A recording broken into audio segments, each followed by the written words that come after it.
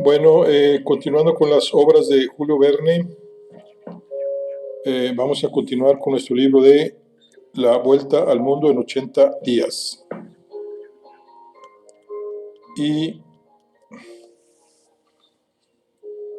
vamos a continuar con el capítulo 31,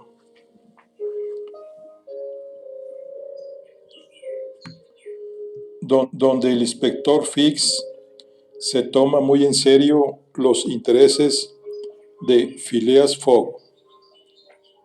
Phileas Fogg llevaba 24 horas de atraso y Passepartout, causa involuntaria de esta demora, se hallaba desesperado.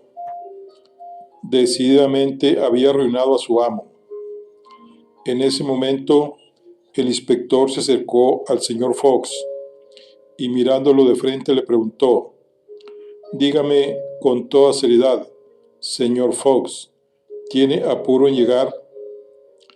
«Con toda seriedad», respondió Phileas Fogg. «Insisto», repuso Fix, «¿tiene usted verdadero interés de estar en Nueva York el día 11 antes de las 9 de la noche, hora de salida del vapor de Liverpool?»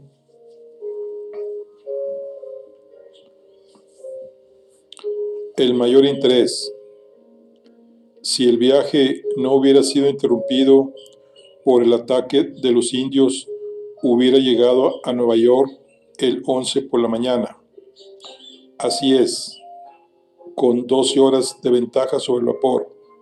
Bueno, ahora lleva 20 horas de atraso. Entre 20 y 12 la diferencia es de 8, por lo que son estas 8 horas las que hay que recuperar. ¿Quiere intentarlo a pie?» «No, en trineo», respondió Fix. «Un hombre me propuso este medio de transporte. Era el hombre que había hablado al inspector de policía durante la noche y cuya oferta Fix rechazó». Phileas Fogg no le respondió, pero Fix le señaló al hombre en cuestión, que se paseaba frente a la estación, y el caballero se dirigió hacia él. Instantes después, Phileas Fogg y ese americano de nombre Mudge entraban en una covacha construida a un lado del fuerte Kearney. Ahí el señor Fox examinó un vehículo bastante singular. Era una suerte de bastidor sobre dos largueros, algo levantados por delante, como las plataformas de los trineos, donde cual cabían 5 o 6 personas. En el tercio delantero del bastidor se elevaba un mástil muy alto, en el que se envergaba una inmensa vela de bergantín. Este mástil, sólidamente sostenido por tirantes metálicos, tenía un soporte de hierro que servía para izar un foque de gran dimensión. En la parte trasera, una suerte de timón espadilla que permitía dirigir la máquina. Era, como se puede ver, un trineo aparejado a un velero. Durante el invierno, en la llanura helada, cuando los trenes se ven detenidos por las nieves, esos vehículos pueden hacer travesías muy rápidas de una estación a otra. Por lo demás, están muy bien aparejados, quizá mejor que los veleros, expuestos a volcarse en el mar. Con viento en popa, esos vehículos pueden correr por las praderas semejante rapidez, si no es que superior a las de un expreso. En pocos minutos, el señor Fox cerró el trato con el patrón de esa embarcación terrestre. El viento era bueno, la brisa fría soplaba del oeste, la nieve estaba endurecida, y Mudge veía buenas perspectivas de conducir al señor Fox en unas cuantas horas a la estación de Omaha. Ahí salen con mucha frecuencia los trenes de las numerosas vías en dirección a Chicago y Nueva York. No sería difícil que recuperaran el atraso. Por consiguiente, debe intentar esta aventura sin dudar un solo momento. El señor Fox no quería exponer a la señora Aouda a los tormentos de una travesía al aire libre, con el frío, que la velocidad seguramente haría más insoportable, de modo que le propuso quedarse con Passepartout en la estación de Kearney, desde donde el buen muchacho la llevaría hasta Europa por mejor camino y en las mejores condiciones. Pero la señora Aouda se negó, resuelta a separarse de Phileas Fogg, y Passepartout se alegró mucho de esta determinación. En efecto, por nada en el mundo hubiera querido separarse de su amo, con mayor razón sabiendo que Fix o acompañaba. Sería muy difícil adivinar lo que pensaba en ese momento el inspector de policía. ¿Acaso su convicción se tambaleaba con el regreso de Phileas Fogg, o por el contrario lo consideraba un bandido de gran talento por creer que después de cumplida la vuelta al mundo estaría completamente a salvo en Inglaterra?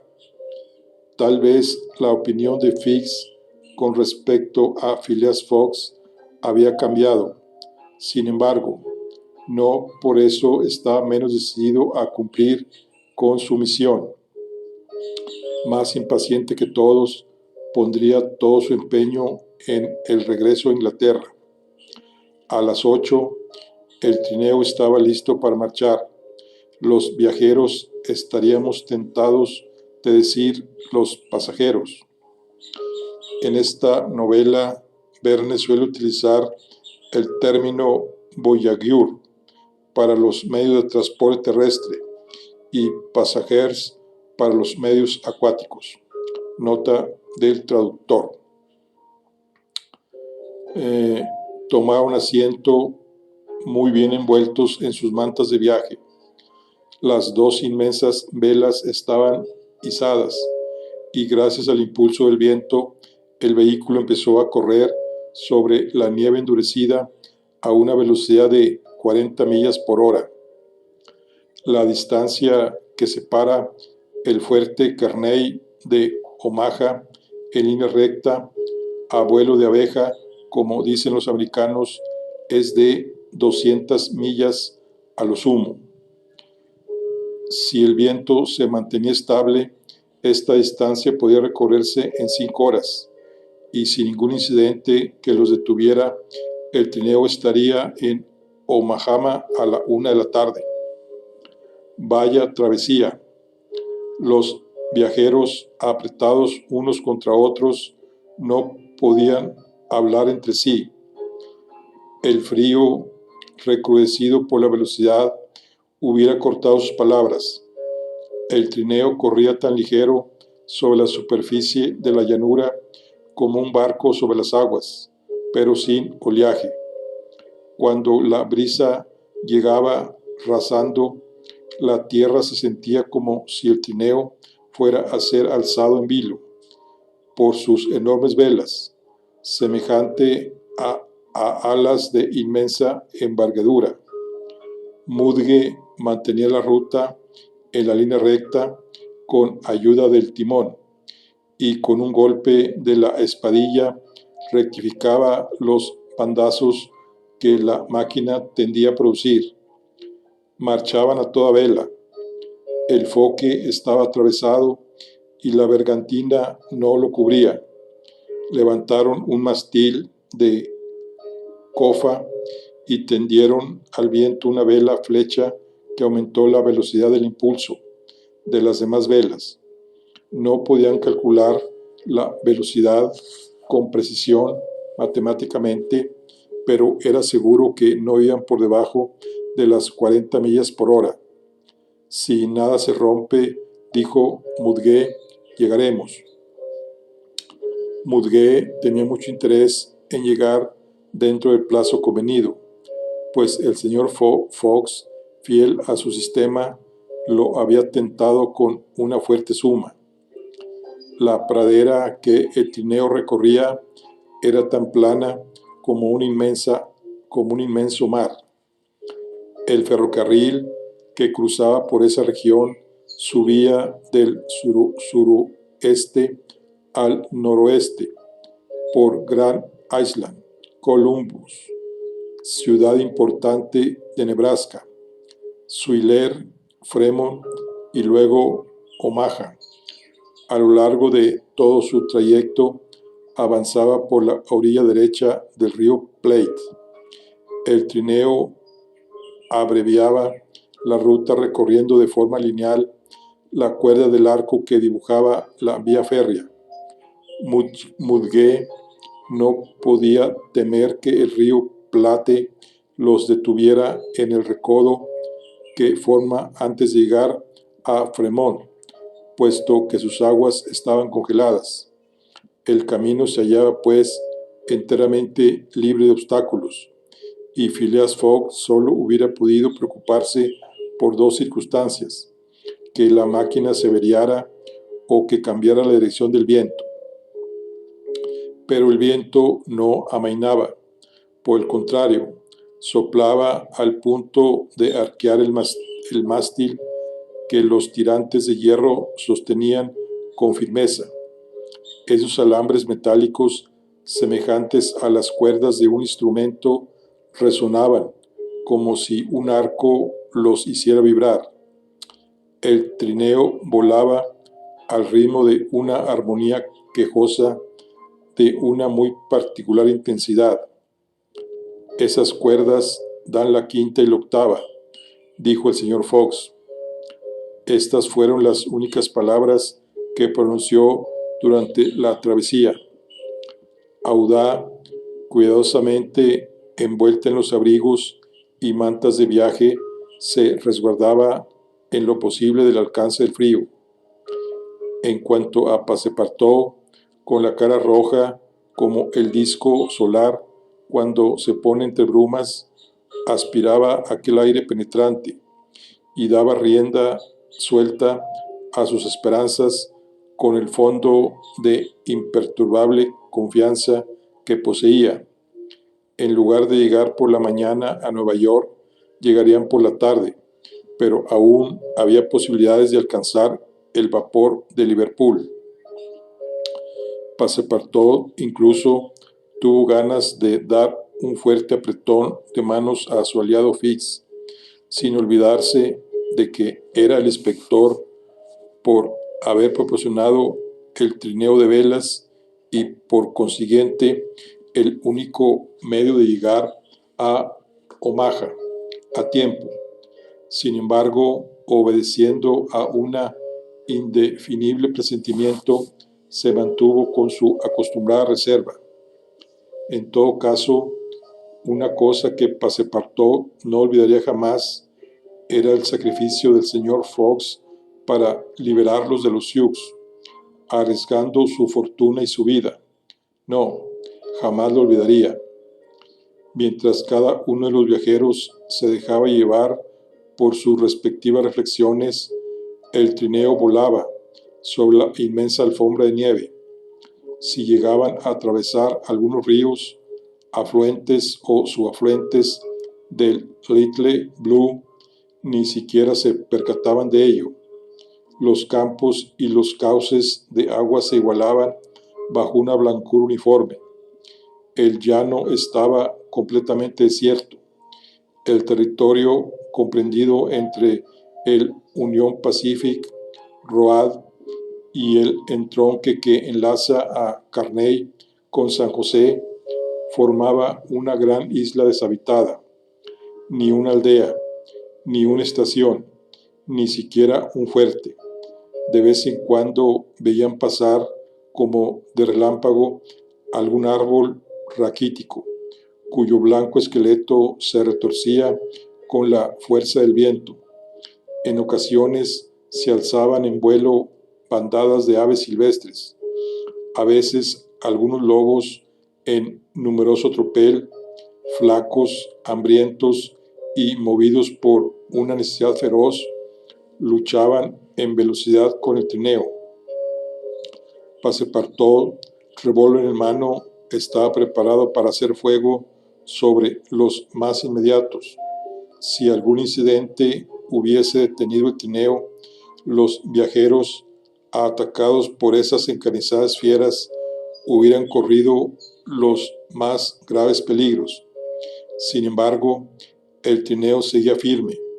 No tardó en tomar ventaja y pronto la desbandada se quedó atrás con sus aullidos. Al mediodía, Mudge reconoció por algunos indicios que estaba atravesando el lecho congelado del Plate. No dijo nada, pero estaba seguro de que 20 millas más adelante encontraría la estación de Omaha. En efecto, no era la 1 de la tarde cuando abandonaban la barra. El patrón recogía las velas, mientras que el trineo, arrastrado por su irresistible vuelo, recorrió todavía media milla más sin velamen.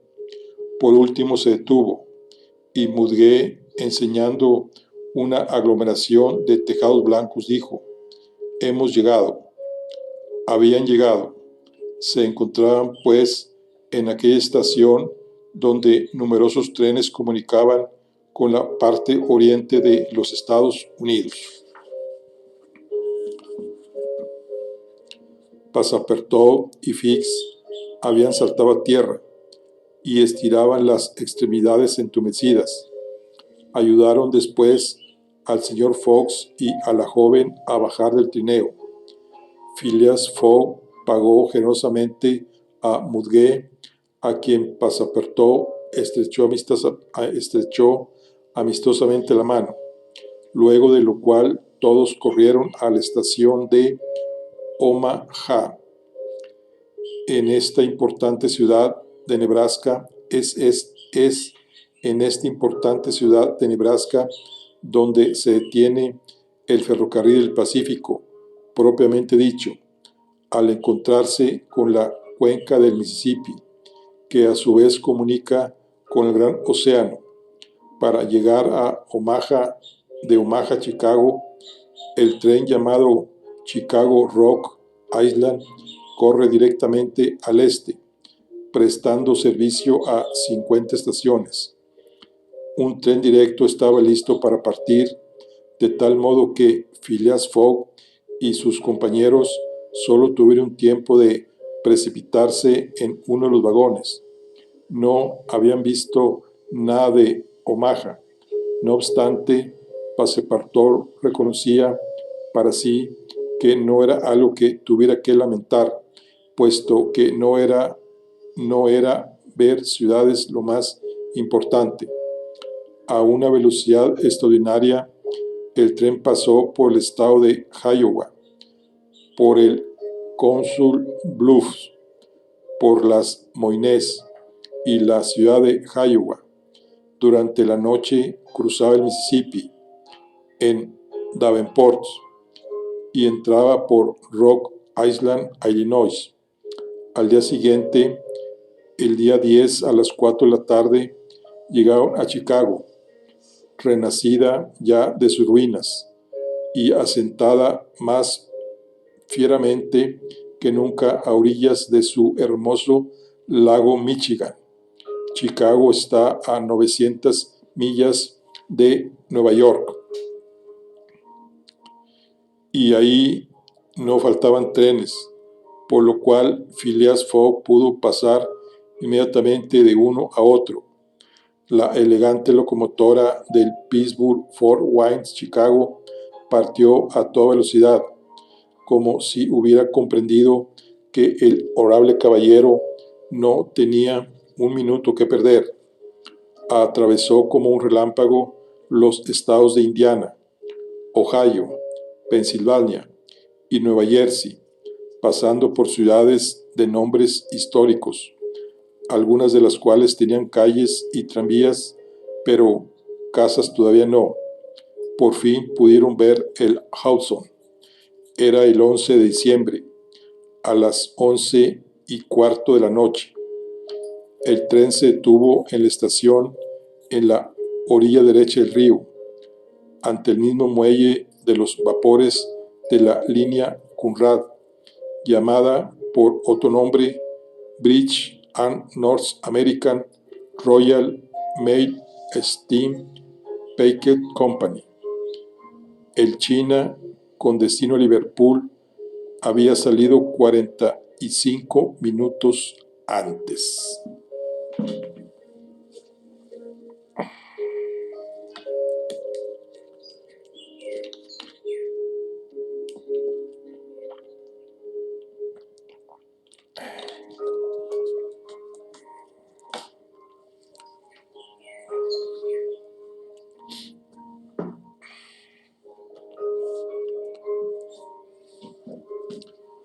Capítulo 32, en el que Phileas Fogg lucha cuerpo a cuerpo contra la mala suerte. Con su partida, el China parecía haberse llevado la última esperanza de Phileas Fogg. En efecto, ninguno de los otros vapores que hacen el servicio directo entre América y Europa, ni los transatlánticos franceses, ni los buques de la White Star Lines, ni los de la compañía Inman, ni los de la línea hamburguesa, ni ningún otro podían servir al propósito del caballero. El Pereire de la compañía transatlántica francesa, cuyos admirables buques igualan en velocidad, pero sobrepasan por mucho en comodidades a los de las demás líneas sin excepción, no partía sino hasta 3 días después, el 14 de diciembre, además de que no iba directamente a Liverpool o Londres, sino al Havre. Lo mismo sucedía con los de la compañía hamburguesa, de modo que la travesía suplementaria de Havre o Southampton hubiera retardado a Phileas Fogg y anularía sus últimos esfuerzos. En cuanto a los vapores Imán, uno de los cuales, el City of Paris, se daría a la mar al día siguiente. Sin embargo, no debía pensarse en ello, puesto que se dedican al transporte de emigrantes, por lo que son de máquinas débiles. Navegan lo mismo a vela que a vapor, y su velocidad es mediana. Para la travesía de Nueva York a Inglaterra emplean mucho más tiempo del que Phileas Fogg necesitaba para ganar su apuesta.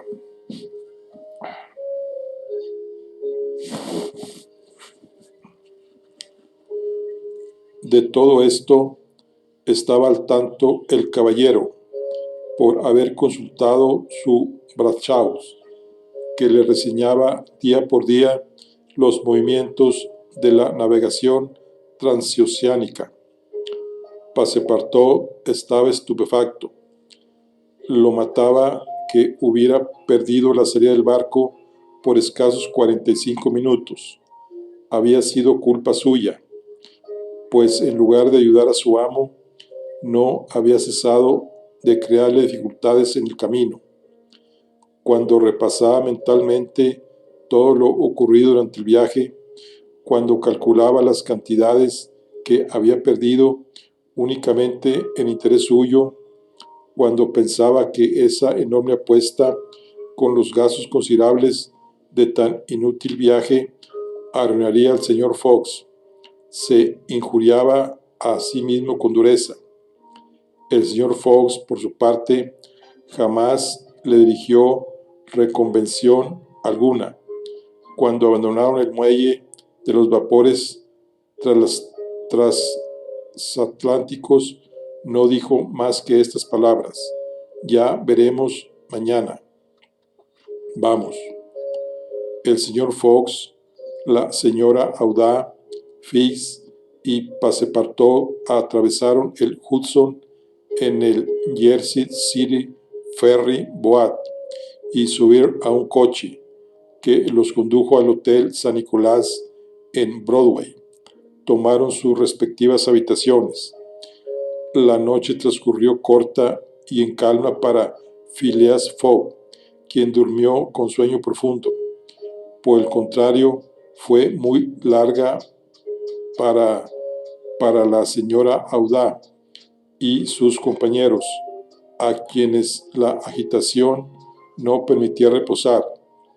Amanecía el 12 de diciembre.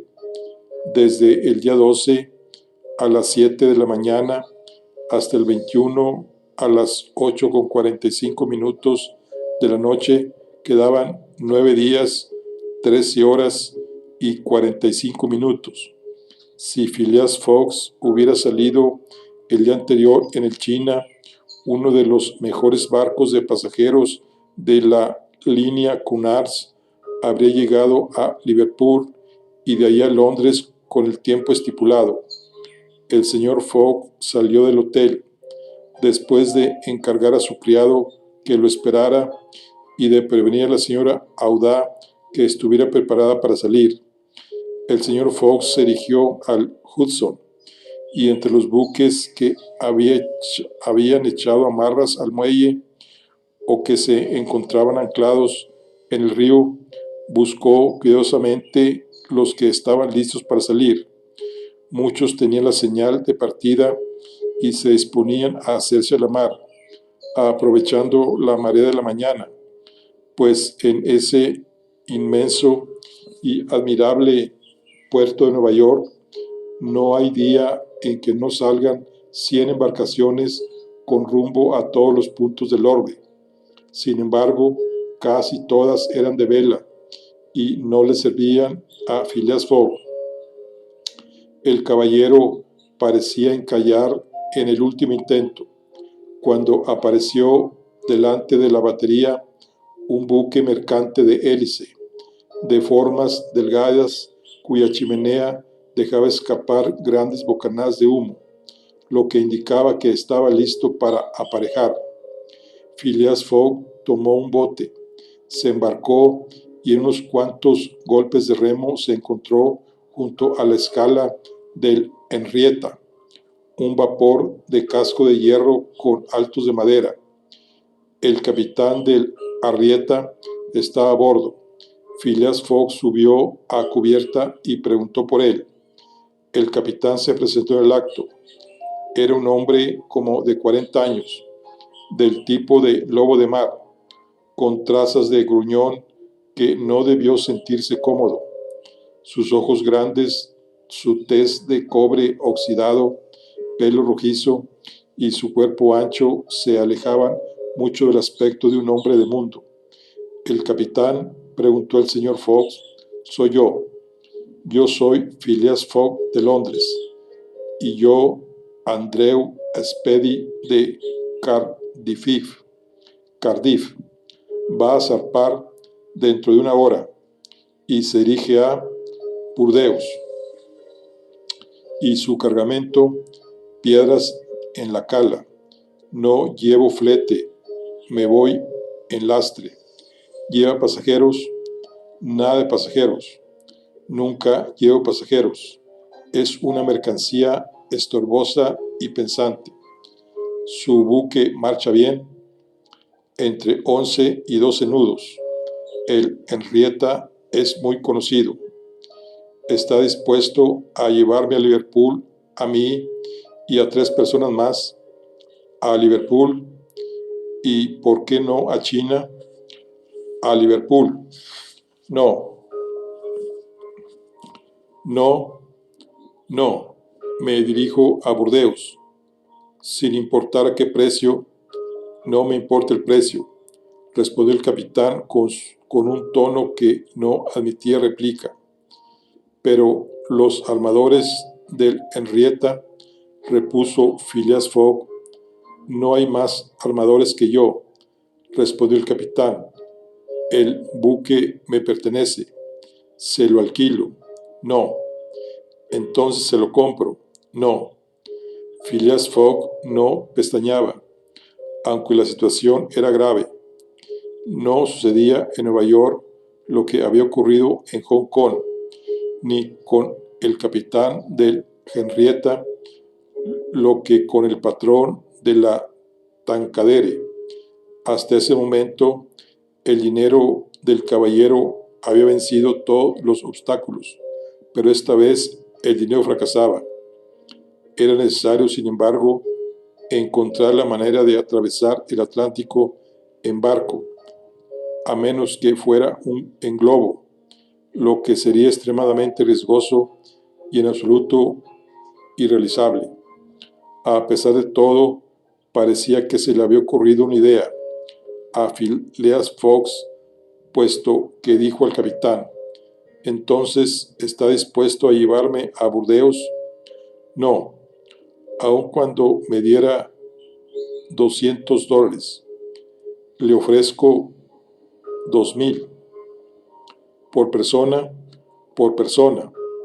y sois cuatro. Cuatro». El capitán Speedy comenzó a rascarse la frente como si quisiera arrancarse la epidermis.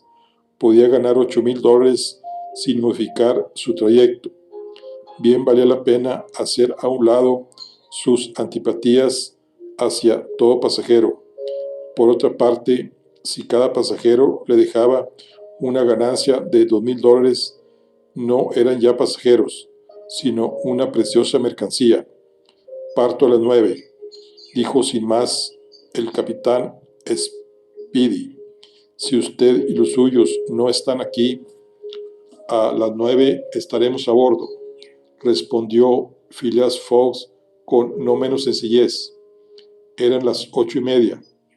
El caballero desembarcó del Henrietta, tomó un coche, se dirigió al hotel de San Nicolás, llevó a Aouda, a Passepartout y al inseparable Fix, a quien ofreció viajar con ellos de forma gratuita, y todo con la misma calma que jamás lo abandonaba. Al momento en que el Henrietta aparejaba, los cuatro estaban a bordo. Luego que Passepartout supo lo que costaría esta última travesía, pronunció uno de sus «oh» prolongado, de esos que recorren todos los intervalos de la escala cromática descendente.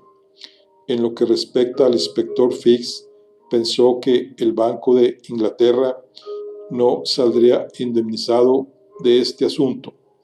En efecto, cuando llegaran, y admitiendo que el señor Fogg aventara todavía algunos puñados de billetes al mar, harían falta en el bolso más de 7,000 libras.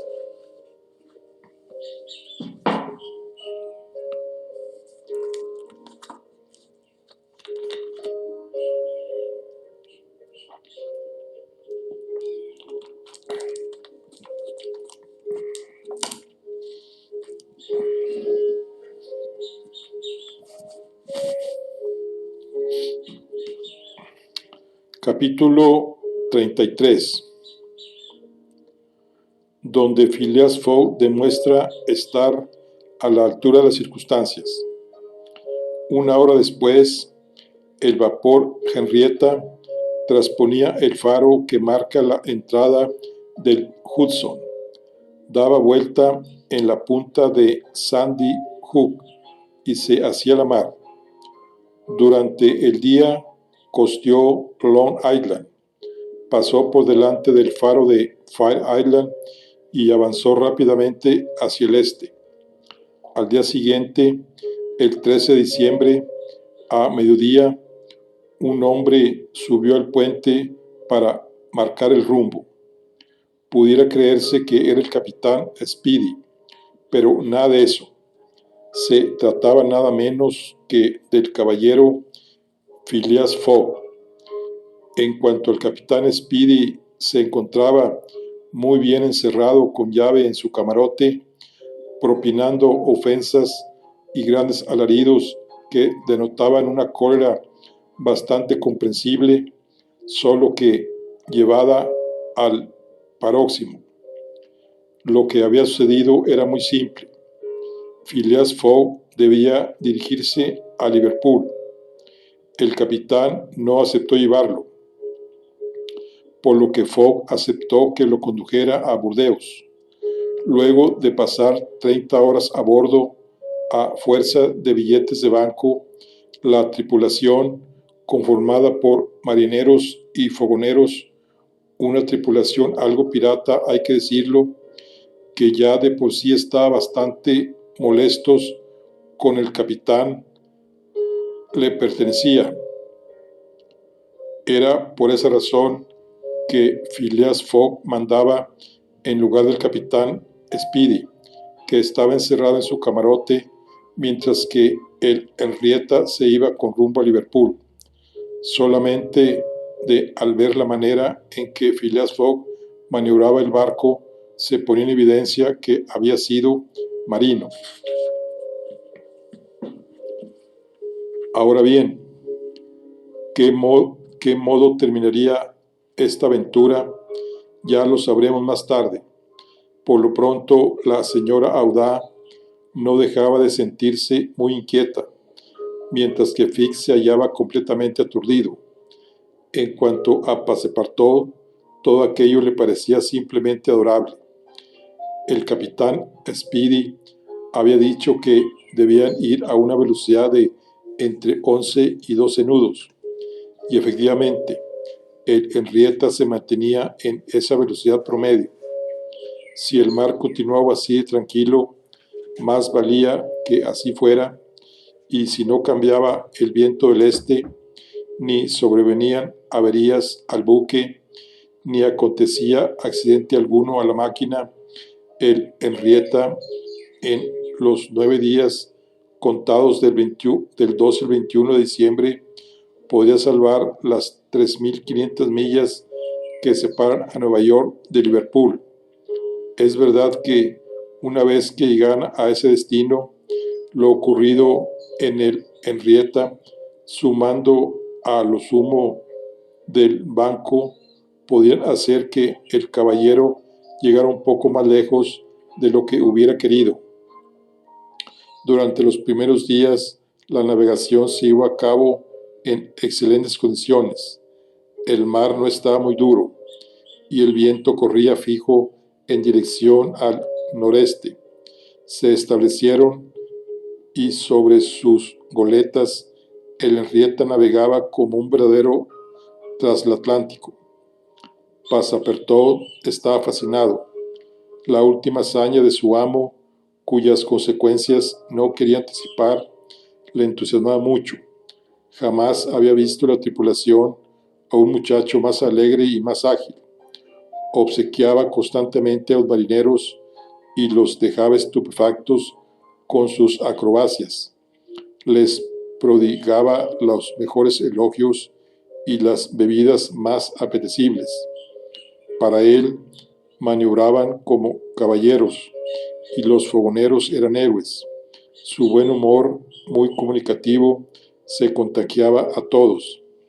Había olvidado el pasado, los malos ratos, los peligros y no pensaba más que en el término del viaje, tan próximo ya, hirviendo de impaciencia como si lo caldearan las mismas hornillas del Henrietta. También sucedía con el digno muchacho que el digno muchacho daba vueltas alrededor de Fix y lo miraba con ojos que decían tanto, pero no le hablaban.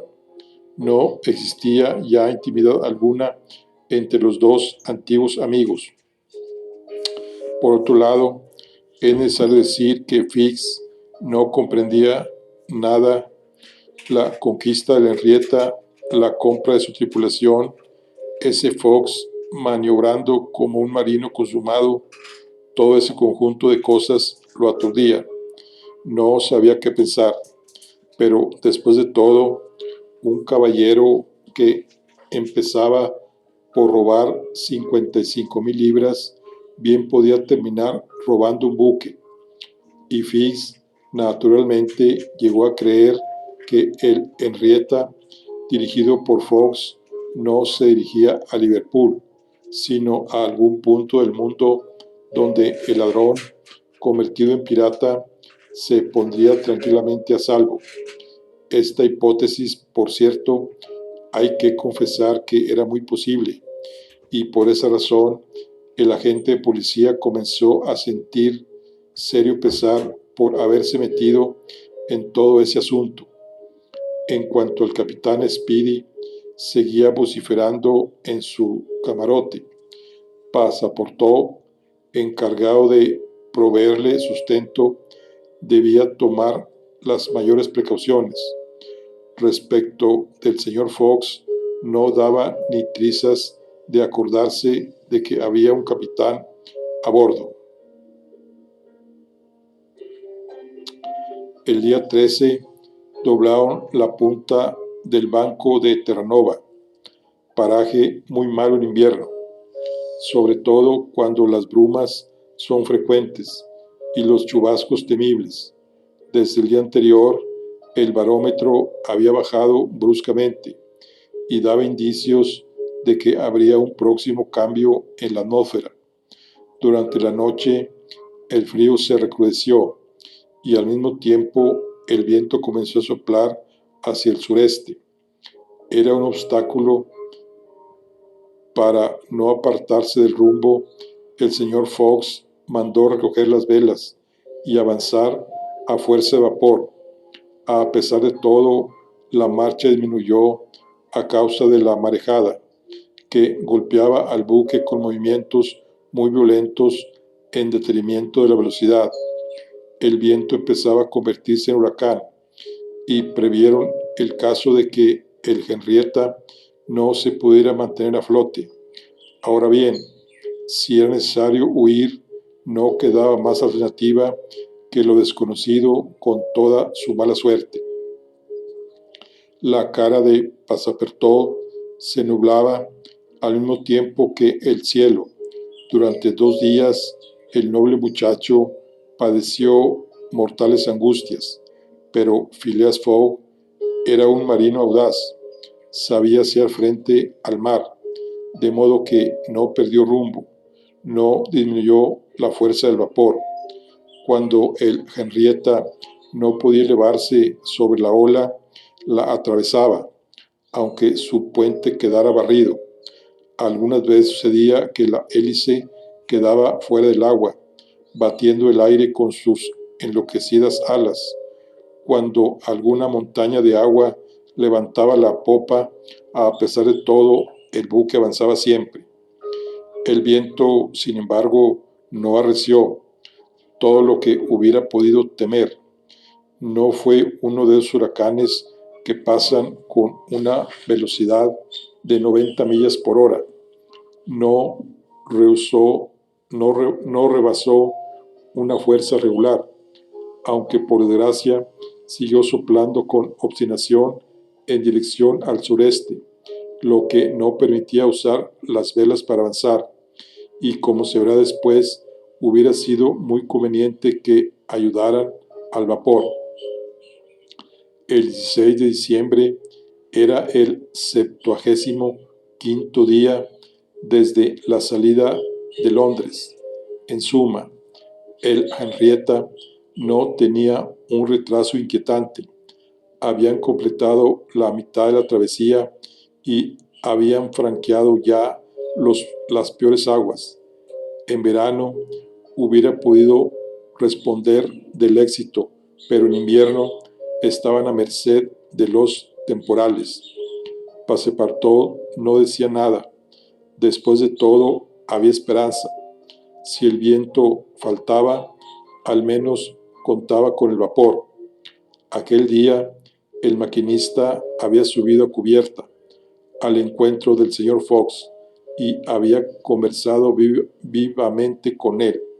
Sin saber por qué, por un presentimiento, Passepartout experimentó una vaga inquietud. hubiera dado una de sus orejas por oír con la otra lo que decían.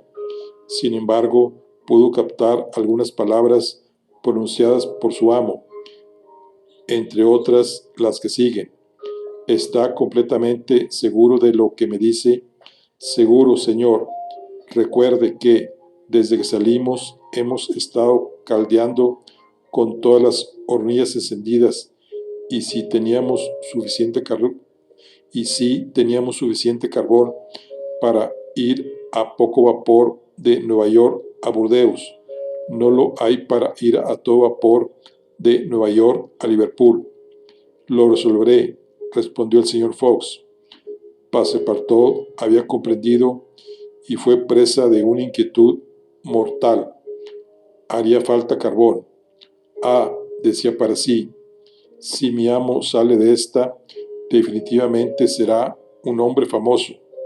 Se encontró con Fix y no pudo menos de ponerlo al corriente de la situación, a lo que el inspector contestó con los dientes apretados. Entonces, ¿de verdad cree usted que vamos a Liverpool? Por supuesto.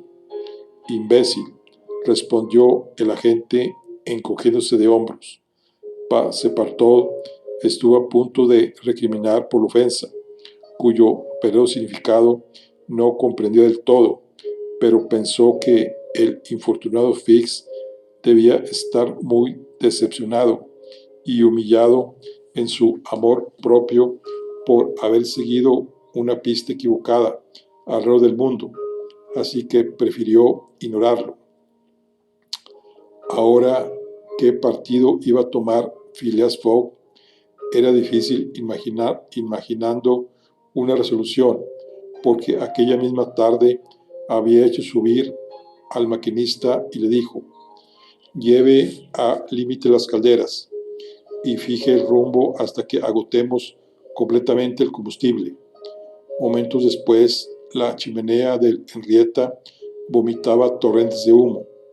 El buque siguió marchando a todo vapor, pero 2 días más tarde, el día 18, el maquinista dio parte según lo había anunciado. Ese día se terminó el carbón. Que no disminuya el vapor, respondió Fox. Al contrario, siga cargando las válvulas. Hacia el mediodía, después de haber tomado altura y luego de haber calculado la posición del buque, Phileas Fogg llamó a Passepartout y le dio la orden de ir por el capitán Speedy. Era como si le hubiera pedido liberar a un tigre, y bajó por la escotilla diciendo: con toda seguridad estará rabioso. En efecto, minutos más tarde, en medio de gritos e imprecisiones, una bomba llegó a la toldilla. Esa bomba era el capitán Speedy y estaba visto que iba a estallar. ¿Dónde estamos? Tales fueron las primeras palabras que pronunció entre la sofocación de la cólera, y ciertamente que estuvo a punto de no contarla, por poco propenso que hubiera sido a las apoplejías. ¿Dónde estamos?, repitió con el rostro congestionado. A 770 millas de Liverpool, respondió el señor Fox con su calma imperturbable. Pirata, exclamó Andrew Speedy, lo he hecho venir para corsario, para rogarle que me venda su buque. No, por 1000 pares de demonios, no. Es que me veo obligado a quemarlo. Quemar mi buque, sí, de arriba abajo, porque estamos sin combustible. Quemar mi buque, un buque que vale $50,000, aquí tiene 60,000, respondió Phileas Fogg, ofreciendo al capitán un paquete de billetes. Esto tuvo un efecto milagroso en Andrés Speedy. No se puede ser americano sin que la vista de $60,000 cause alguna sensación. El capitán se olvidó por un momento de la cólera, de su encierro y de todas las quejas que tenía contra su pasajero. El buque tenía 20 años, por lo que el negocio podía darle buenas ganancias. La bomba ya no podía estallar. El señor Fogg te había quitado la mecha. Me quedaré con el casco de hierro, dijo el capitán con tono singularmente reducido. Con el casco de hierro y con la máquina, señor. ¿Estamos de acuerdo? De acuerdo. Andrés Speedy tomó el paquete de billetes, los contó y los hizo desaparecer en su bolsillo. Mientras esta escena tenía lugar, Passepartout estaba pálido y a Fix por poco le da un ataque. Cerca de 20,000 libras gastadas y todavía abandonaba Fogg al vendedor el casco y la máquina, es decir, casi el valor total del buque. Es verdad que la suma robada del banco ascendía a 55,000 libras. Después de que el capitán se guardara el dinero en el bolsillo, el señor Fogg dijo: no se asombre de todo esto. Habrá de saber que pierdo 20,000 libras si no estoy en Londres el día 21 a las 8:45 de la noche. No llegué a tiempo al vapor de Nueva York y como se negaba a llevarme a Liverpool, hizo bien, por los 50,000 diablos del infierno, exclamó Andrés Speedy, porque así sale ganando lo menos 40,000 dólares. Luego añadió con más formalidad: ¿sabéis una cosa, Capitán Fox? Capitán Fox, hay algo de yankee en usted. Y después de haber halagado a su pasajero con lo que él creía que era un cumplido, se despidió. Phileas Fogg le dijo: ahora, este buque me pertenece, así es, desde la quilla hasta la punta de los palos. Todo lo que es de madera se entiende.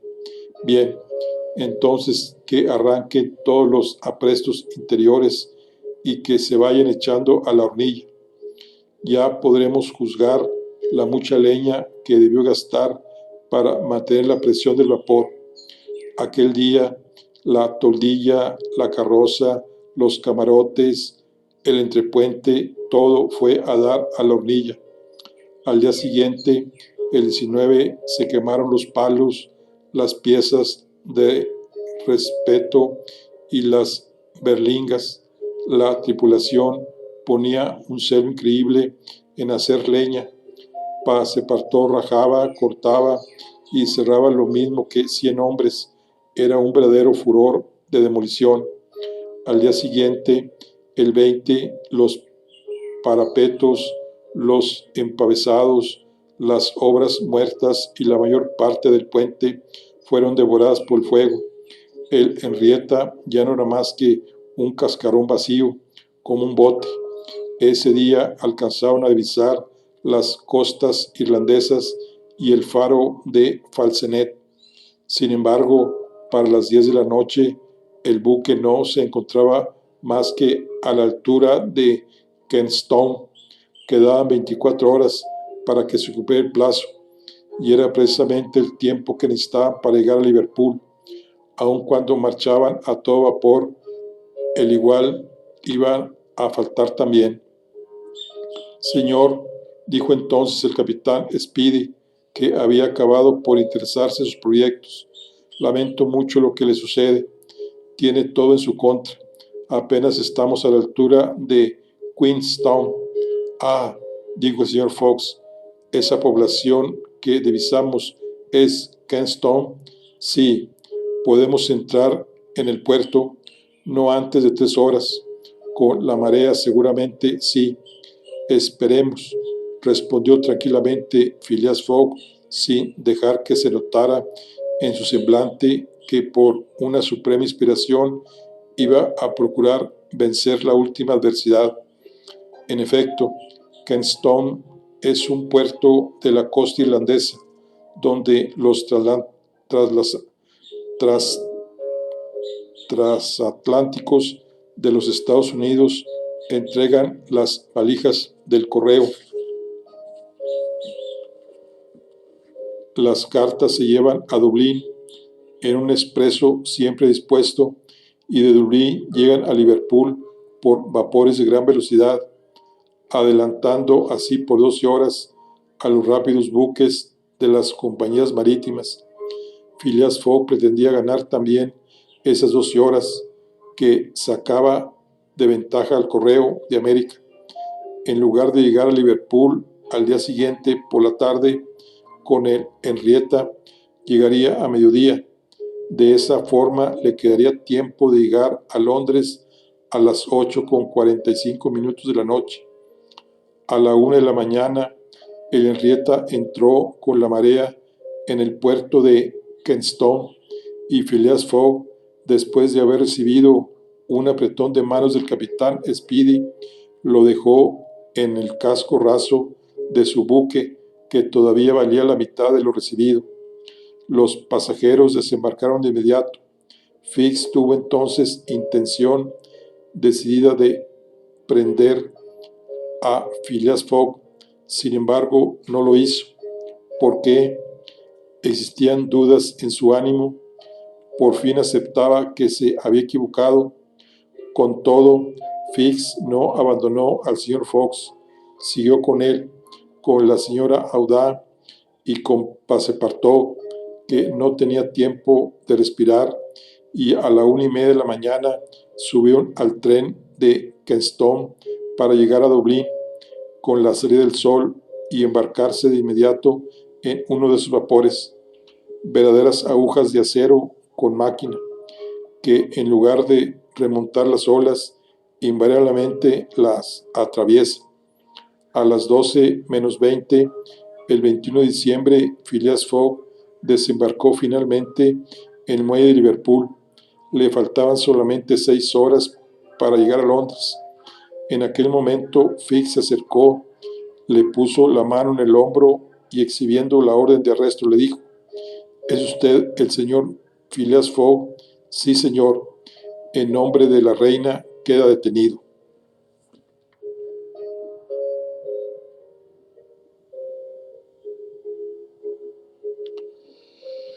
Bueno, aquí concluimos la charla del día de hoy.